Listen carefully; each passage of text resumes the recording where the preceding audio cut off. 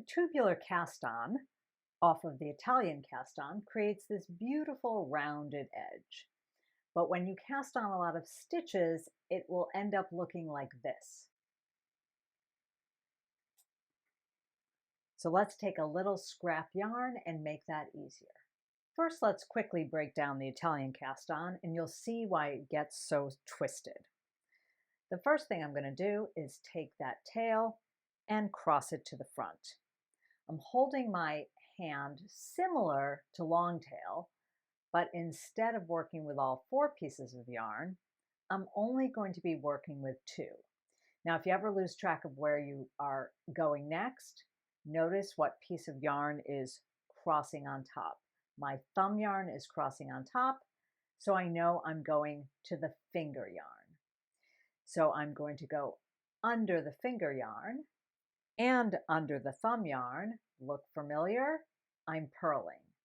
It's as if the finger yarn is the stitch I'm entering, and I wrap the yarn as if to purl, and I pull it under. But then you're going to want to give that little wiggle and a jiggle. Now I go under the thumb yarn and over the finger yarn. Look familiar? That's a knit stitch. I'm knitting a stitch. I'm going to do a few more, and then we'll take a close look at them.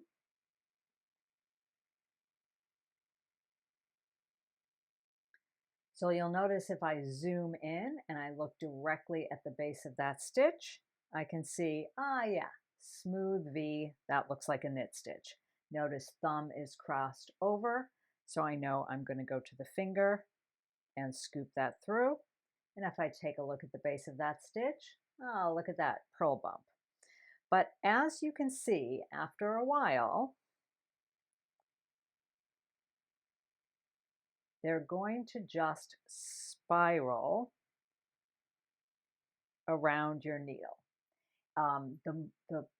The more stitches you cast on, the more of a mess this becomes. So let's use our scrap yarn to fix it.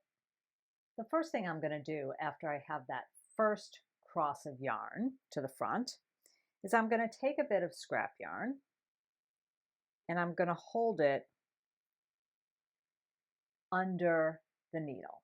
I'm going to anchor it between the first and the second stitch. Remember, of course, my thumb is crossing in front, so I know I go to the finger.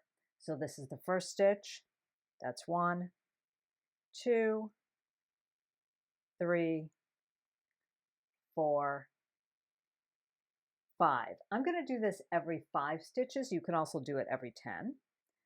So remember that first stitch is before the scrap yarn, just to anchor it in. Now I'm going to move the scrap yarn to the front, and I'll repeat 5 stitches. Again, if I get mixed up of where I left off, notice the thumb yarn is crossing in front, so I know I go to the finger.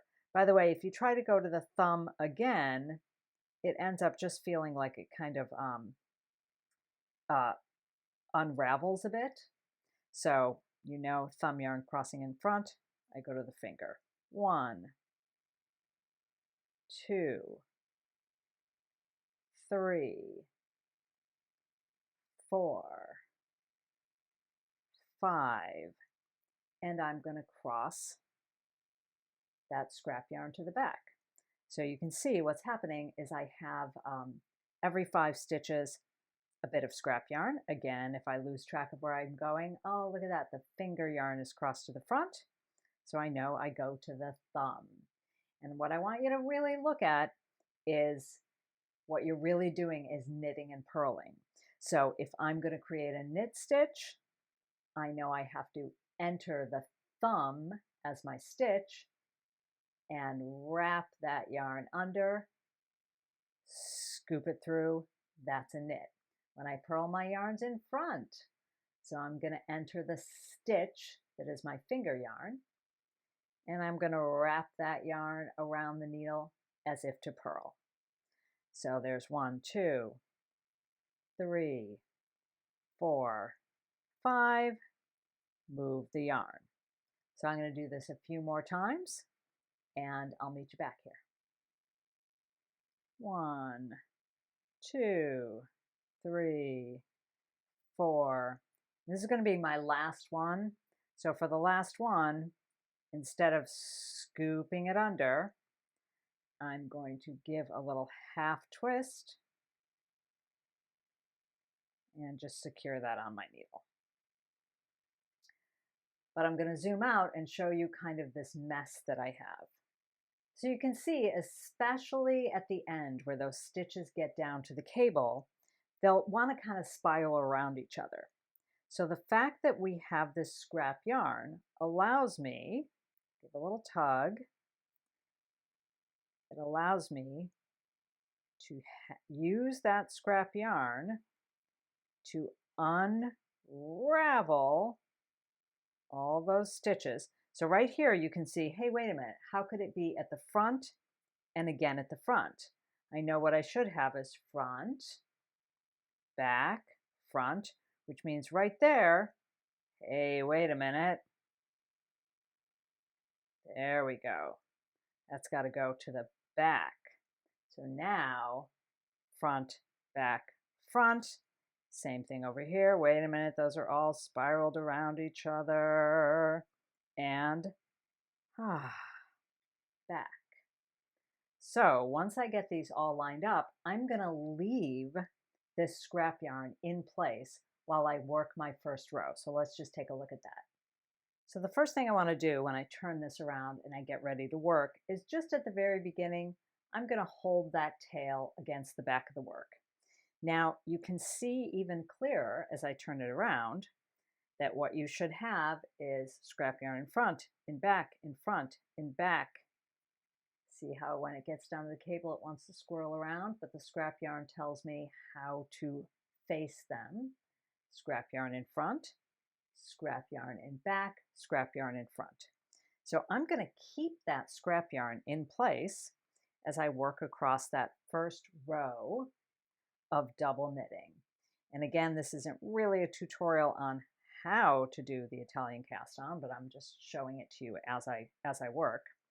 So I'm going to slip my purls and I'm going to knit my knits. And once I get those first couple stitches done, now I can let go of that tail, right? There we go. So I'm slipping with yarn in front and I'm knitting the knits. So I'm going to work across this row, leaving that scrap yarn in place, and we'll take a look at pulling that scrap yarn out when I finish. And I'll check back in with you as I get to the end of the row where we know it was getting a little squirrely. But I'm going to zoom in and you'll see how that scrap yarn really helps. Just checking in again as I work across the row, and you can see I'm actually leaving, I'm not bunching up the stitches as I work, as I normally would, but I'm kind of leaving them stretched out. And that really helps, you can even give a tug to that scrap yarn, that really helps keep all the stitches aligned. So instead of doing what I normally do, which is just bunching all the stitches up, I'm kind of leaving them stretched out as I slip the purls with yarn in front and knit the knits. So I'm going to keep going. I'll meet you at the end. Almost at the end, and you can see how those stitches that were on the cable that were really twisted around are righting themselves quite nicely, but how giving a little tug to that scrap yarn just helps keep everybody in line. So when I first tried this trick, this is an old trick that I use to keep track of how many stitches to cast on. I did this simply to keep track of how many stitches I cast on, and then I did what I always do, which is pulled the scrap yarn out. And my stitches were spiraling around each other. So I realized when it comes to the Italian cast on, going into tubular, hang on to it, don't remove it. Here we go, let's pull it out until after you finish your first row of double knitting, and life becomes so much nicer. So I'm going to finish my second row of double knitting, knitting the knits, and now slipping the purls with yarn in front, and we'll take a look at what it looks like when I'm done. And there you go. Beautiful, rounded tubular edge without the trauma, all from a little scrap yarn.